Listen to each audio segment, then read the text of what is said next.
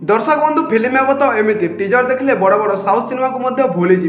Manoj Mishra upcoming Sambalpuri cinema काली गीता काली तार teaser release कर देखले लगुच साउथ फिल्म भली। गोटे छोट गाँव गरीब कृषक मान जमी किपरि भाव में हड़प कर जमी कृषक मान लड़ाई और आत्महत्या को नहीं सिनेमाटी आधारित होती। यह सिनेमा काली भूमिका लीड एक्टर अच्छा मनोज मिश्र और किपरि भाव में निज परिवार को विपद में रखी गाँ लोक मान एकाठी कर जमी विरुद्ध में लड़ाई लड़ुंट आपण सिनेमा देखा पाइबे।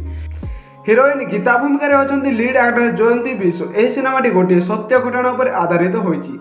सिनेमा डायरेक्टर अच्छा ऋषभ अग्रवाल और प्रोड्यूसर अच्छा ममता नंद। प्रेक्षालय सिनेमाटी 2025 रिलीज होगा जाऊँगी। यह संबलपुरी ओडिया और हिंदी तीनोटी भाषा रिलीज हो।